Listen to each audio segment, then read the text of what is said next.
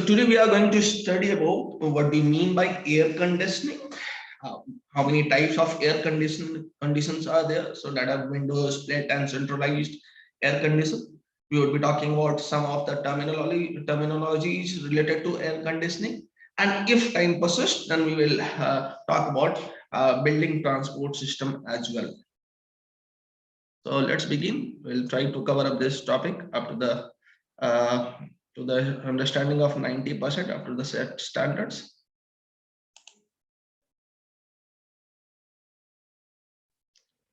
Taking from the first slide.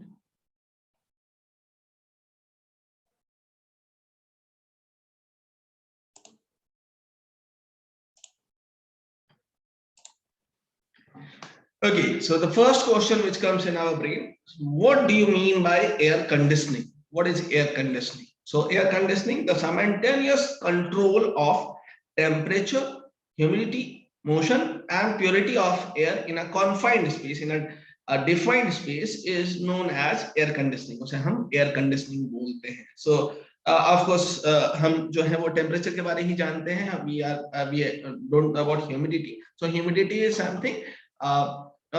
We are talking. We better know that air consists of water vapors. ठीक है, ये basic science आप बचपन में पढ़े होंगे कि कितने परसेंट नाइट्रोजन होते हैं, कितना परसेंट ऑक्सीजन होता है. तो हमें ये पता है कि water vapour is there in the air. ठीक है, so the quantity of this particular water vapor in the air will define humidity. ठीक है. So moving forward, types of air conditioning. So there are three types. You better know that. Quite common. Window, so window air conditioning or window AC. Split AC, which is nowadays very common. And the third one is centralized AC. So we will discuss one by one all this. So starting with the first one, window air conditioning. What do you mean by window air conditioning? So this works on our vapor compressor refrigeration cycle, refrigeration system, which we have already studied. हम पढ़ चुके हैं. ठीक है. However, ये सारा कुछ इसके अंदर ही होता है. ठीक है, तो यहाँ पर आप देख पा रहे होंगे कि ये जो है आपका एयर आउटलेट ग्रिल है. यहाँ से ब्लोअर जो है वो ठंडे एयर को ब्लो करता है और ये आपका एयर इनलेट ग्रिल है, यानी कि जो हॉट एयर उस रूम के अंदर है वो एब्जॉर्ब हो जाता है इनटू द इवेपोरेटर. यहाँ पर हमारे पास कंप्रेसर है जो कि कंप्रेस करता है, ये हम पढ़ चुके हैं. और पीछे हमारा यहाँ पर ये कंडेंसर लगा होता है और यहाँ पर हमने कंडेंसर फैन भी रखा है टू एग्जॉस्ट हॉट एयर. ठीक है, तो बड़ा कॉमन सा है, इसमें कोई भी रॉकेट साइंस नहीं है. We have already studied compression system, vapour compression refrigeration system हम पढ़ चुके हैं. अगर वो आपको पता है तो ये आपका एक विंडो टाइप एसी होता है जिसमें आपके पास कंप्रेसर होता है, कंडेंसर होता है, इवेपोरेटर होता है and the most important refrigerant has to be there. ठीक है, इसके अलावा एक और चीज है इसके अंदर, यहाँ पर हम एक एयर फिल्टर भी लगाते हैं. सो दैट्स अगर कुछ माइन्यूट डर्ट पार्टिकल्स है एयर के अंदर, तो वो हमारा एयर फिल्टर जो है उसे फिल्टर करता है, उसे एब्जॉर्ब करता है. ये जिनके पास भी घर पे एसी होगा, एक thin layer of filter is being given जो कि एब्जॉर्ब करता है डस्ट पार्टिकल को और उसे हम एयर को प्यूरिफाई करके हम फ्रेश एयर जो है वो प्रोवाइड करते हैं. Moving forward to the second one, that is split AC. तो अभी विंडोज एसी में हमारे पास सारा कुछ कॉन्फाइंड था. It was all evaporator, condenser, everything is in a single cabinet. However, in this there are two part. एक हमारे पास होता है एक्सटीरियर यूनिट और एक होता है हमारा इंटीरियर यूनिट. ठीक है, जैसे इंटीरियर यूनिट को हम इंडोर यूनिट भी बोलते हैं, एक्सटीरियर को हम आउटडोर यूनिट भी बोलते हैं. तो ये जो इंटीरियर यूनिट होता है ये आपका एक्चुअल में इवेपोरेटर होता है. इवेपोरेटर होता है क्योंकि ये घर के अंदर लगा होता है. और एक्सटीरियर वाला जो यूनिट होता है आउटडोर यूनिट, इसके अंदर आपका कंप्रेशन मशीन होता है और यहाँ पर कंडेंसर और यहाँ पर एक एग्जॉस्ट फैन लगा होता है जो कि हॉट एयर को एग्जॉस्ट करता है. Again same principle, this works on the principle of vapor compressor refrigeration system. ठीक है, same cycle. Going forward to centralized air conditioning, ये थोड़ा सा डिफरेंस होता है, डिफरेंट होता है। सेंट्रलाइज्ड एयर कंडीशनिंग आपने देखा होगा, अब if you will go into a hotel, so of course hotels are having centralized air conditioning system। The most common जो आप लोगों ने देखा होगा, अगर आप मॉल्स में जाते हैं, मल्टीप्लेक्स में जाते हैं, तो वहां पे आपके स्प्लिट एसी नहीं लगे होते हैं, वहां पर इस तरह का एयर कंडीशनिंग सिस्टम होता है जिसमें डक्ट्स होते हैं। ये आप थर्ड पिक्चर देख पा रहे हैं राइट हैंड साइड में, तो डक्ट्स होते हैं। इस डक्ट से हमारा जो है वो फ्रेश एयर इनलेट होता है। ये जो आप मिडिल में पिक्चर देख रहे हैं, ये जो लेफ्ट मिडिल में जो लेफ्ट साइड में है, that is your compression system, वो कंप्रेसर है पूरा का पूरा, ठीक है। और यहाँ पर हमारे पास एग्जॉस्ट सिस्टम है। लेफ्ट हैंड साइड पिक्चर हमने यहाँ पर ये दिखाया है कि किस तरह से एयर सर्कुलेट होता है।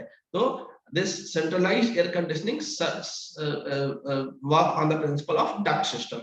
क्या होता है? कुछ नहीं होता, अलग अलग जगह पे डक्ट लगे होते हैं और डक्ट के साथ हम वहां पर जो है वो ब्लोअर लगा देते हैं, so that they can give the fresh air। ये बहुत सारे आपने you must have seen these type of ducts in Hollywood और Bollywood movies, might be in MI series, Mission Impossible series में बहुत बार दिखाया है कि डक्ट क्या होता है, ठीक है। तो इस तरह के बड़े से होज, बड़े से डक्ट पाइप्स होते हैं और उसके अंदर, that is also there in your kitchen as well, however it is not air conditioning. एक बड़ा कॉमन सा सेंट्रलाइज्ड एयर कंडीशनिंग सिस्टम होता है, ठीक है। Again this works on the same principle, principle कोई अलग नहीं हो रहा है, so don't get confused. Going forward, and now we are talking about terminologies used in air conditioning, also called as jargons। So jargons related to air conditioning। The first one is psychrometry। So psychrometry क्या होता है? The study and measurement of the properties of air and water vapor mixture। So mixture of water vapor into the air, the study of that, the measurement of that, the measurement of the quantity of water vapor into that is also called as psychrometry।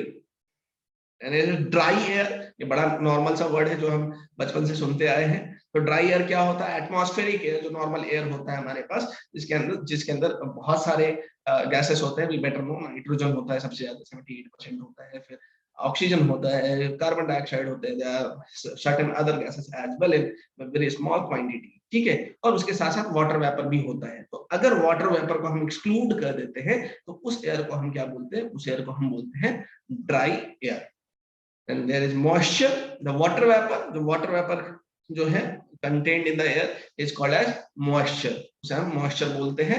या उस air को which consists of water vapor is also called as moist air, उसे हम moist air भी बोलते हैं। There is unsaturated air, ये important है, unsaturated and saturated air। So the moist air which does not contain the maximum amount of water vapor। तो जो हवा है वो वाटर वेपर का क्वांटिटी, एक सर्टेन क्वांटिटी जो है वो होल्ड कर सकता है। तो जहां पर मैक्सिमम अमाउंट नहीं है, which does not contain the maximum amount of water vapor, है लेकिन मैक्सिमम नहीं है, और वो उस पर्टिकुलर टेम्परेचर पे कैरी कर रहा है वाटर वेपर को, whatever quantity, is called as unsaturated.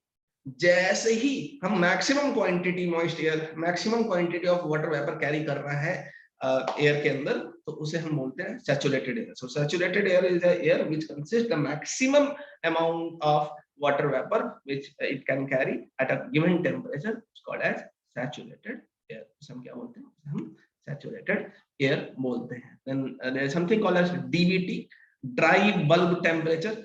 Again bulb से आपको कंफ्यूज नहीं होना है, we are talking about thermometer. Thermometer के ऊपर जो मरकरी का बल्ब लगा होता है, मरकरी का एक पर्टिकुलर पोर्शन होता है जो सिल्वर कलर से आपको दिखता है, उसे हम बल्ब बोलते हैं। So the reading of temperature of a air given by a ordinary mercury thermometer having its bulb dry, dry करने का मतलब वो वेट नहीं होना चाहिए, या उसे हम सनलाइट में नहीं रख रहे हैं, या किसी भी हीटिंग ऑब्जेक्ट्स के पास, गैस बर्नर के पास या रूम हीटर के पास नहीं रख रहे हैं, नॉर्मल टेम्परेचर पे रख रहे हैं, तो उसे हम बोलते हैं dry bulb temperature. The DVT, dry bulb temperature, would indicate the feeling of hotness of air for a human being, ठीक है, ये हॉटनेस बताता है, ठीक है। ड्यू पॉइंट टेम्परेचर, ड्यू अगर आपने नाम सुना हो, we are not talking about some soft drinks, we are talking about dew. Dew जिसे हम हिंदी में ओस भी बोलते हैं, ओस की बूंदे बोलते हैं। So at atmospheric temperature, atmospheric air which consist of water in the form of vapour, vapour ठीक है, गैसियस फॉर्म में हमारे पास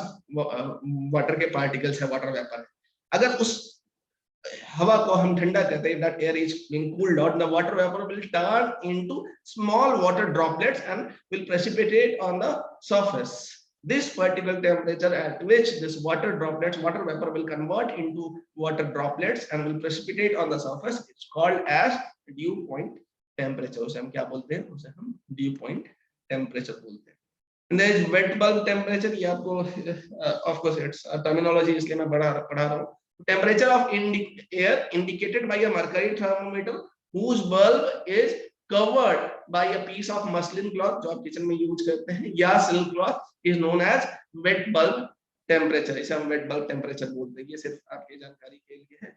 इसमें एयर का एक पर्टिकुलर वेलोसिटी भी होता है, so it is around 300 metre per minute, ठीक है, तब ये वेट बल्ब टेम्परेचर कहलाता है। Just a terminology which you should know that. Then is specific humidity and relative humidity, which is very important. ठीक है, if we are talking about air conditioning, तो हमें relative humidity पता होना चाहिए। तो specific humidity क्या होता है? Specific humidity होता है, it is defined as the total quantity of water vapor in the moist air। इस एयर के अंदर, अगर ये moist air है और उसके अंदर जितना भी क्वांटिटी हमारे पास वाटर वेपर है, उसे हम स्पेसिफिक ह्यूमिडिटी बोलते हैं। रिलेटिव ह्यूमिडिटी क्या बोलता है? रिलेटिव ह्यूमिडिटी जो है वो रेशियो है। किस चीज का रेशियो है? एक्चुअल मॉइस्ट एयर, यानी कि हवा के अंदर जितने भी हमारे पास वाटर वेपर है, उस वॉल्यूम को हम कंपेयर करते हैं, हम रेशियो निकालते हैं to the maximum amount of water vapour which it can carry, which that particular closed environment can carry, that is called as relative humidity। ठीक है, जितना ज्यादा ह्यूमिडिटी जो है आपका लो होगा, उतना ज्यादा ठंड होगा, जितना ज्यादा हाई होगा, उतना ज्यादा गर्मी होगा। ठीक है, ये हमारा यहाँ पर एयर कंडीशनिंग खत्म हो गया है। ठीक है, we are moving forward and we are talking about building transport system। ठीक है, किस तरह से बिल्डिंग में हम ट्रांसपोर्ट करते हैं। Of course we are talking about hotel, so hotel के अंदर ट्रांसपोर्टेशन किस तरह से होता है, that hotel is very huge. और if I am talking about area where no there has to be a public gathering, और हमें एक जगह से दूसरी जगह पहुंचाना है लोगों को, तो किस तरह से होता है, या गुड्स को पहुंचाना है तो किस तरह से वो ट्रांसपोर्ट होता है, that is called as building transport system. So एक तो जगह हमारे पास होता है स्टेयर्स, जिसे हम जानते हैं, there is something called as elevators, जिसे हम लिफ्ट बोलते हैं। फिर स्केलेटर्स होता है, जो आप मॉल्स वगैरह में देखते होंगे, इट्स मूविंग स्टेयर्स। ठीक है, वो मोटर के थ्रू लगा रहता है और स्टेयर्स चलता होता है। और फिर हमारे पास होता है ग्रेविटी शूट्स गुड्स के लिए। यहाँ पर मैं फोटो भी दिया हूँ आपके लिए। So the first picture on the top left side is your escalators, ये मूविंग स्टेयर्स है। ठीक है, राइट साइड में जो देख रहे हैं top right corner, that is your stairs manual one, ये जो है वो सीढ़ी है। और जो लेफ्ट साइड में है वो स्केलेटर्स है, मूविंग स्टेयर्स है, जिसमें कि इसका जो रेलिंग है वो भी मूव करता रहता है। नीचे जो है हमारे पास एलिवेटर्स है, एलिवेटर का दूसरा नाम लिफ्ट होता है। और ये जो राइट बॉटम कॉर्नर में आप देख रहे हैं, वो है आपका शूट, ग्रेविटी शूट। ग्रेविटी इसलिए कि ये ऊपर से नीचे की तरफ जो है अलग अलग जगह पे एक तरह का डक्ट होता है, एक तरह का डोर होता है, उस डोर को हम ओपन करते हैं। Mostly once you will go in hotel you will find out कि क्या होता है कि लिनन जो होता है हमारे पास, बेड लिनन वगैरह जो भी सॉइल्ड लिनन होते हैं, उसका हम एक बड़ा सा बैग बनाते हैं और उस डोर के थ्रू, उस पर्टिकुलर स्मॉल शूट के थ्रू हम उस पर्टिकुलर शूट में डाल देते हैं और वो डायरेक्ट हमारे पास पैंट्री में मिल जाता है। इसे हम ग्रेविटी शूट्स बोलते हैं, ग्रेविटी शूट्स। यहाँ पर कोई भी मोटराइज्ड थिंग या इलेक्ट्रिक थिंग नहीं लगा हुआ है, ये ग्रेविटी को यूज करता है। This is vertical transport system. Going forward to the horizontal transport system, we are having conveyor belts also called as travelators। travelators we'll discuss this। ठीक है, फिर हमारे पास इलेक्ट्रिक कार्स होते हैं, transport human being for a small distance. and then there are trolleys for transportation of goods, the photograph। ठीक है, so ये सबसे टॉप राइट कॉर्नर में जो आप देख रहे हैं, ये आपका है ट्रैवलेटर्स। ये आपको if you go to IGI airport और इन मुंबई और स्पेसेस जहां पर की हॉरिजॉन्टल जो है हमें बहुत दूर तक जाना है, तो इस तरह के एक कन्वेयर बेल्ट पर जो है वो मूविंग साइडवॉक्स लगे होते हैं। आप सिर्फ खड़े होते हैं और वो मोटराइज्ड होता है, मोटर के थ्रू लिंक होता है, and you will reach the destination or reach the place where you wanted to go।